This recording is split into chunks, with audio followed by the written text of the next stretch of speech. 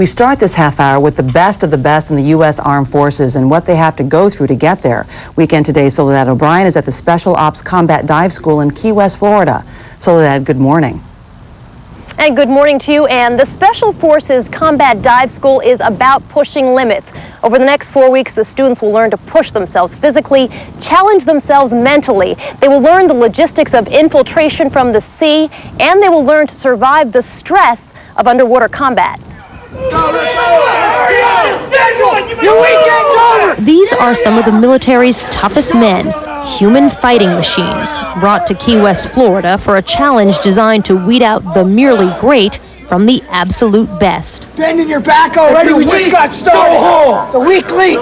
Over the next 5 weeks, 51 men from the Army, the Air Force, and the Marines will be pushed beyond their physical limitations and discover just how mentally tough they really are. It's our way, or you guys are gone. You go home. The goal is to earn a spot as a combat diver, an elite corps that's among the first to infiltrate enemy lines. They can carry a rucksack, they can carry extra weight. If something goes wrong, it's not even going to faze them. They'll fix it. Believe it or not, this is a volunteer assignment. At 31, Green Beret Sergeant Joshua Morton is one of the oldest. That's half the challenge. The desire to know that I can do what most people can't. A year ago, 20-year-old Airman First Class Adam Molson didn't know how to swim. Most of it's on you to will yourself to do it. All the way out, Castro! Airman First Class Jacob Castro, just 19, is one of the smaller guys in this class. It's pretty tough so far. Just gonna have to keep muscling my way through it, I guess, try to get everything down. The students learned physics, diving physiology, about tidal waves and currents, and how to deal with dangerous marine life.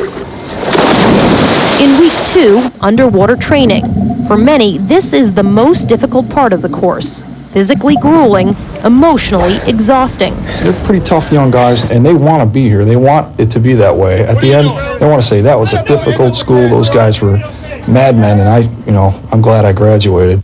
Airman First Class Andrew Lougheed knows how tough these drills are. This is his second time here. A little more confident this time around, and I think I'm gonna make it through this. There's the weight belt swim. Students strapped to 12-pound weights swim laps for 7 minutes. No stopping, no holding on. Are you listening to me? Hello! The 5-minute tank tread. With nearly 100 pounds of gear, students tread water with their hands held high in the air. Let go of the pool and get out there. Bad news for Airman First Class Castro. He's become the focus of the instructors. It's not a good sign. Mr. Castro, you're starting to annoy me.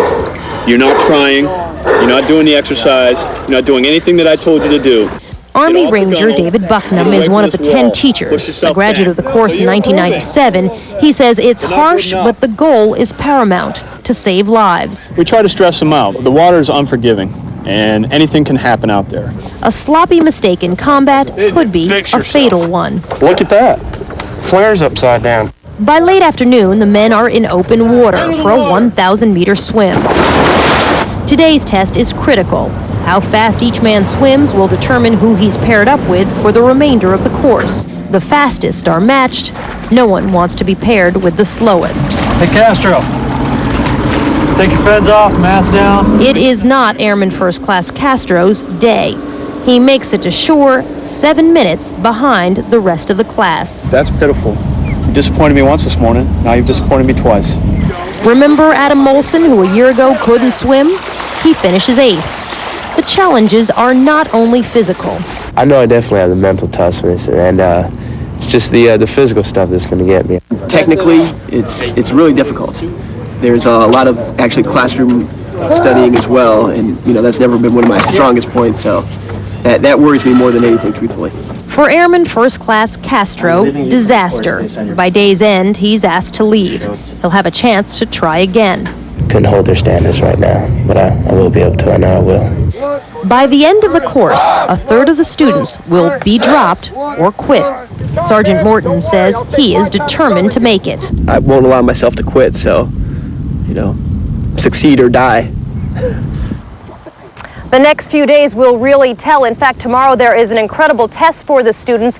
It is a test called the one-man confidence test. It is probably the most rigorous test of skills underwater. The students are blindfolded, then they're disoriented. They are stripped of their gear, and they have about 30 seconds to recover their air supply before they pass out underwater. As you can imagine, at this point, many of the students just aren't able to make it. But for those who do, they develop a confidence in the water that could one day save their lives in combat. It is dramatic to see, and we're going to be underwater live with them coming up a little bit later in the show. And back to you. All right, so that we'll be checking in with you later to see that test. Thanks for your report. And now let's go outside to Al for another check of the weather. We're going to check back in with the Special Ops Combat Dive School, the elite fighting force that's training down in Florida. Right now, the students are putting on more than 100 pounds of gear as they get ready for their grueling pool exercise. I was tired just watching the first tape on that. I mean, that is tough stuff, but they are the best of the best when they're done with that school. It goes to show you what men and women in uniform are willing to put themselves through, you know, to be well-trained for anything. Anyway, Soledad O'Brien's going to bring us more of that. Before we want to check in with Weekend Today's Soledad O'Brien, who's down at the Special Ops Combat Dive School in Florida. Soledad? Sounds tough. We're going to show you the toughest test in the military. When we come back and go live underwater. But first, these messages.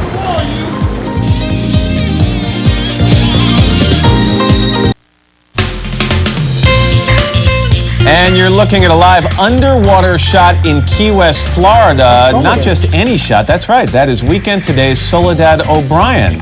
And yes, she can hear us, I guess. She's got IFB, which is amazing. And she is down where the soldiers are training to become Special Operations Combat Divers. The soldiers, not Soledad, are from the Army, Air Force, and Marines. They are among the toughest soldiers in the military. In just a couple of minutes, we're going to watch them in action. And Soledad's been telling us all throughout the morning about this training. It is incredibly difficult and grueling. And that's why that when you graduate a course like that, you are considered one of the best the military has to offer. And we're going to get to Soledad at the end of the program. You're doing a good job. She still has some air in her air tank. Yeah. All right, Soledad, thanks. We're back on a Wednesday morning, the 15th of January, 2003. And now let's check back in with Soledad O'Brien, who's underwater with Major David Shue, the commander of the Special Ops Combat Dive School. Good morning, Soledad. Good morning to you, Ann. What we're going to demonstrate for you this morning is called the one-man confidence test. It is probably the most grueling event to test water skill in the military. Major David Shue is the commander of the school. Good morning to you, Major. Thanks for joining us this morning. Good morning. Thank you for having me. Tell me a little bit about this test. The one-man competency test puts the diver, the student, to the worst case scenario that he may. You call it the confidence test. Are you testing confidence or are you testing actual skill underwater? We're testing a skill, and once that student has successfully been able to pass this test, we'll feel confident that he can be allowed to dive in the open ocean. You've got two of your instructors this morning to demonstrate for us. Why don't you get the test underway? Yes, the instructors are Sergeant Robert Gershom and Sergeant Coulter. What they are doing, the instructor has replaced the student's mask with a black mask, basically a blindfold. Right now we are in phase 1 of the test, and the instructor is simulating an ocean surge. A diver may encounter this surge while he was trying to come onto shore. It looks incredible. Just how risky is what they're doing here in the water right now? This is a very risky test, and because of that, we have safety divers, safety swimmers, an ambulance, and a medical officer on station whenever this is happening. We see the instructor rip the air supply from the student's mouth.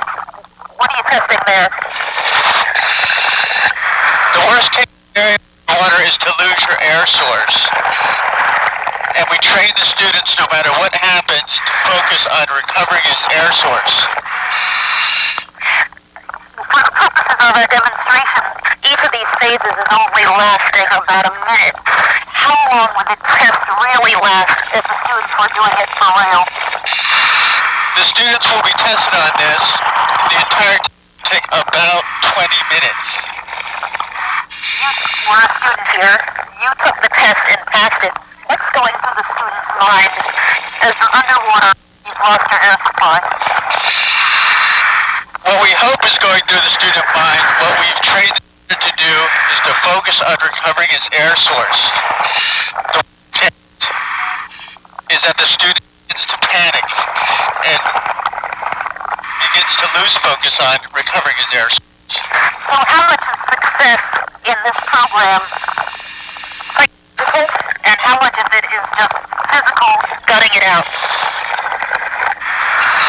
The people that will be successful in school are the people that can learn to relax when others panic. It's mostly mental. What's going on now?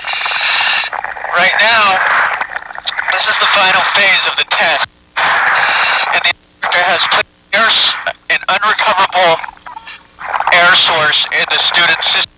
The only way the student can get a breath of air is to remove his whole system and find the regulator by feet because he's still blindfolded. How much time does he have once he's lost his air source to get a breath from his tanks before he'll pass out from lack of air? Well, by the time the student receives an unrecoverable air source, he's almost out of it. It may be about 30 to 45 seconds. This is a test that you're going to put your guys through tomorrow. Of the 48 students who remain in the program right now, what percentage is this test going to be too tough for them to make it? Traditionally, statistically, 10 to 15% of the students will not pass this test the first time they take it. It's obviously incredible to see. We certainly wish all the guys good luck with it. Major Sheila, thank you for joining us underwater this morning. I appreciate it, and absolutely to your instructors as well. Thanks so much. Thank you very much for having me. And we're going to go back to the studio. Back to you, Ed. All right, Weekend Today, Soledad O'Brien, thank you so much. And also thank you to Major David Shue for that amazing demonstration this morning.